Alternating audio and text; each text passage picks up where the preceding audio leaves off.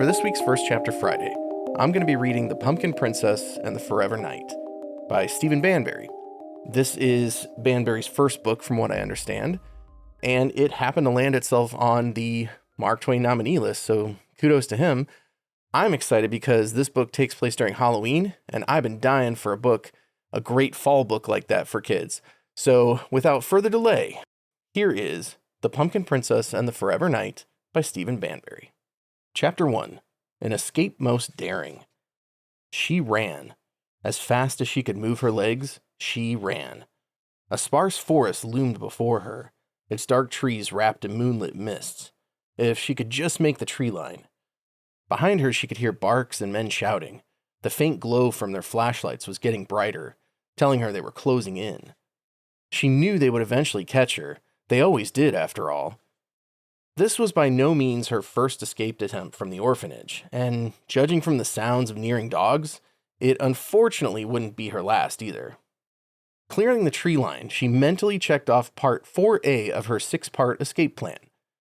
Overhead, silver moonlight gleamed through scant branches, strobing across her face as she dodged from tree to tree in the deep blue of a cold autumn night. Suddenly, a flashlight found its mark directly on her back, casting her shadow perfectly ahead onto a mossy boulder. She cut right, circling behind a tree covered in heavily peeling bark.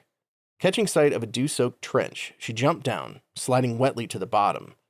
She found a nook within the earth, hidden under a rotted-out log, and crammed herself as best as she could under it. Not off to a bad start, she told herself. Only twice before had she even made it as far as the forest itself. Escape attempts 1 through 3, or was it 4, had all been thwarted before she could even cross the tree line. It wasn't wasted effort, though.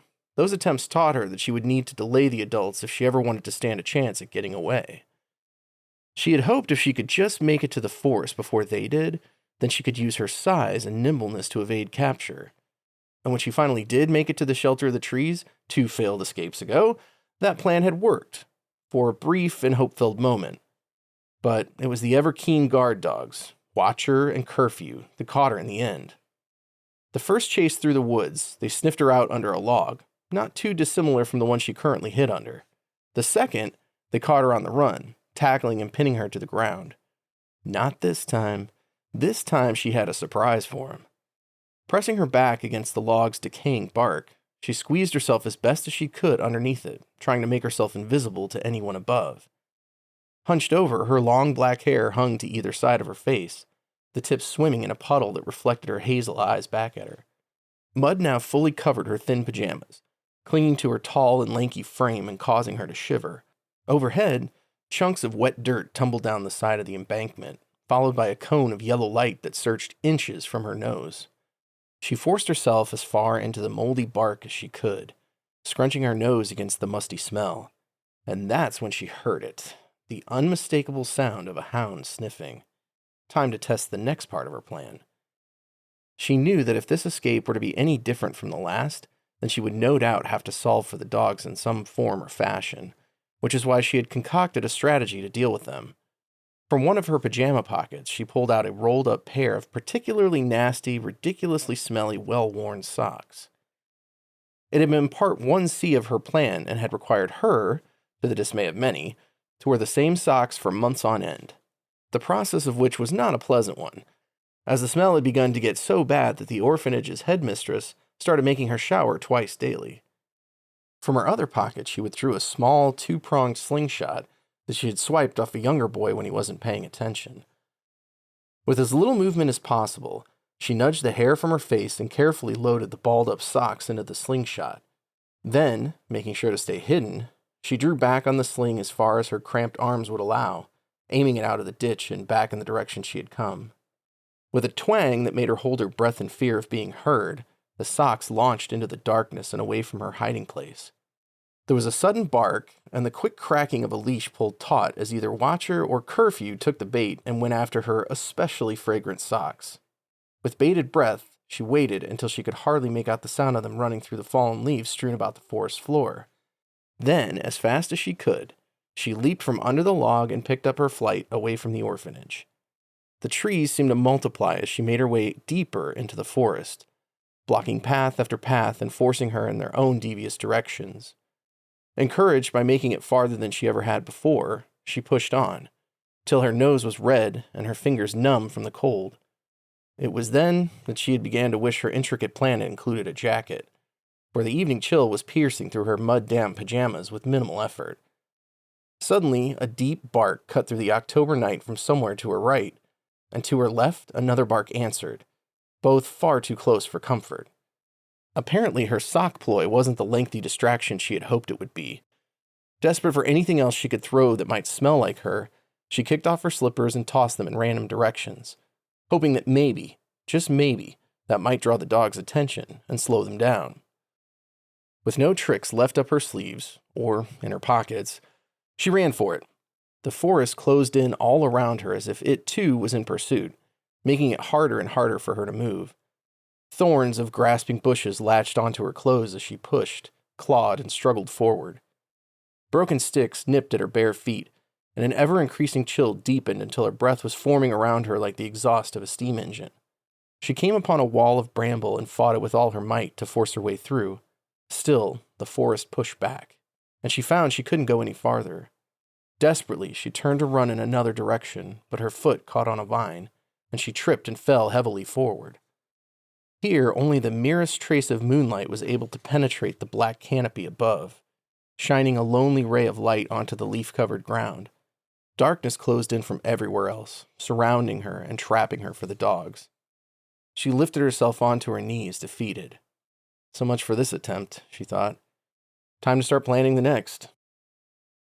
At least the orphanage would be warm, and possibly, if she apologized enough, they'd let her take a hot shower before locking her cold and wet in the detention room. A nearby bush shook, and 2 hounds burst through the trees. Curfew and Watcher stood noses down, a slow rumbling growl coming from each as they backed her up against the bramble wall. Their leashes hung loosely behind them. Either their handlers had let go, or the dogs had forcefully broken free after her. Regardless, she was caught. Curfew lifted his broad head to howl victoriously, but an unexpected whimper came out instead. She watched bewildered as both of the large dogs began to slowly back away, their intimidating growls replaced by low, fearful whining. Then, to her surprise, both turned and ran back the way they had come, their tails tucked between their legs. What? She thought. She had never seen Watcher or Curfew scared of anything. Your turn to run, a low voice growled from behind her. She tried to whip around on her knees, but in her haste stumbled onto her back, facing the brambles. There, obscured by thorns, were 2 triangles of warm light, each tilted at an angle and glowing orange like burning embers. Is someone there? She called, unsure if she had imagined the voice, and even more unsure of what she was looking at. For a moment, there was no reply. Then slowly the vines began to twist and slither away, seemingly of their own accord. A head emerged from the bramble, or at least what appeared to be a head. What it really was, and she had no idea how, was a massive pumpkin, with a face like that of a glowing jack-o'-lantern carved into it. The 2 lights she had seen became sharp, angular eyes that moved and squinted her way. Underneath was a triangular nose that seemed to sniff at her, and a wide, jagged mouth shifted to a thin frown as it judged her where she lay. A cloud passed overhead, cutting off the lone moonbeam that had been able to penetrate the treetop. She was thrown into complete darkness, save for the light emanating from the face staring down at her.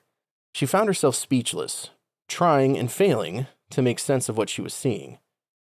Had she hit her head when she fell? But then what were the dogs running from?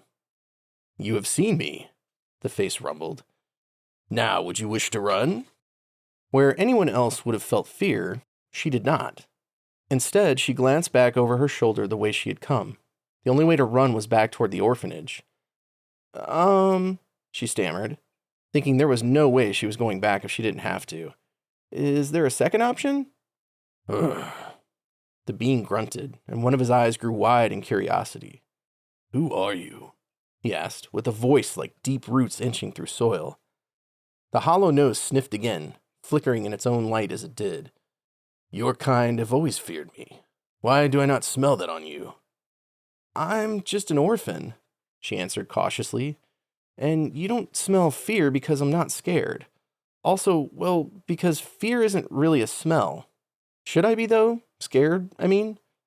Yes, he growled, and his pumpkin face split into a wide, threatening grimace. Steam poured from his jagged mouth into the cold air as he spoke. For from my wakening breath comes the storming winds of fall. My opening eyes cause the leaves to turn color in fright. My voice chases the sun from its perch and allows the shadows to grow.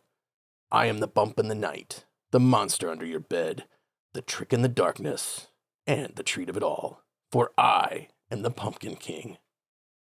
The face loomed farther out of the branches and closer to her own, revealing a dark, pointed collar atop a pitch-black cape that covered the creature's broad shoulders. Do you find yourself scared now? The Pumpkin King asked from behind a twisting smile.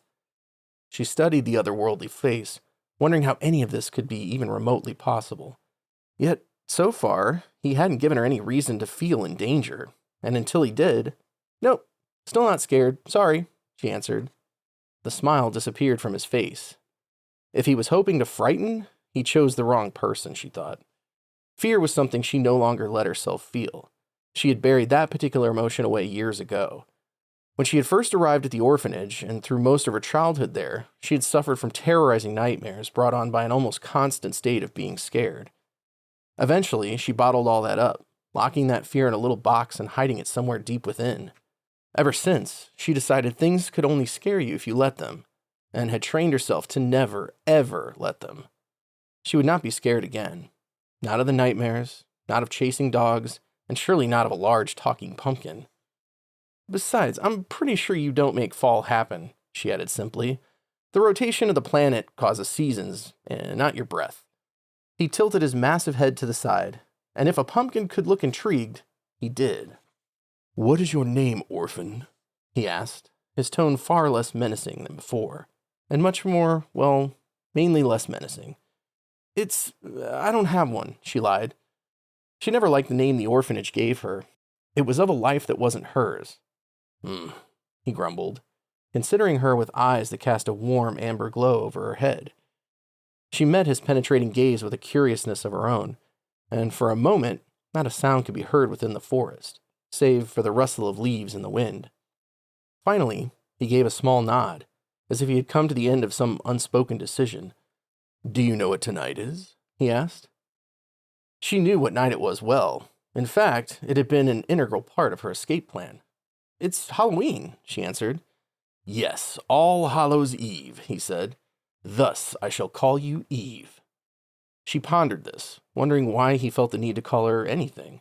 Eve was pretty, though. Prettier than her other name. Short for Evelyn. I like it, she said. Then it shall be your name, the Pumpkin King growled, almost proudly. Eve, how would you like a new home? One where men and their hounds do not chase you through the woods. One where, should you want, you could leave at your leisure, though I hope you find reason to stay. From deeper in the forest, she began to hear a rustling of footsteps followed by the reluctant whimpers of scared dogs. No doubt her pursuers had finally narrowed down on her location and would soon be upon her. She looked up at the illuminated face and gave a slight shiver. Not from fear. No, not her. But rather from the cold that was biting through her damp clothes. She knew the offer was one that currently didn't make sense, but given more time, she thought she might be able to work out whatever this was. Talking pumpkinheads were not something that should exist, at least not from what she had ever seen in the confines of the orphanage or surplus of books she read to busy herself while there. I would like that, she finally answered, knowing at the bare minimum it would be a different life from the one she had, the one she was so desperate to escape. Good, the Pumpkin King answered with a nod. Then you shall come back with me, and I shall adopt you as my own child, where you will be the Pumpkin Princess. Wait, what? But before she could finish her question, vines reached out from the towering wall of bramble and grabbed her legs. With a sudden tug, the dogs were left with nothing to find, as the orphan they were searching for was yanked from a world she knew and into something different. For the Pumpkin King had gone, and with him, so had Eve.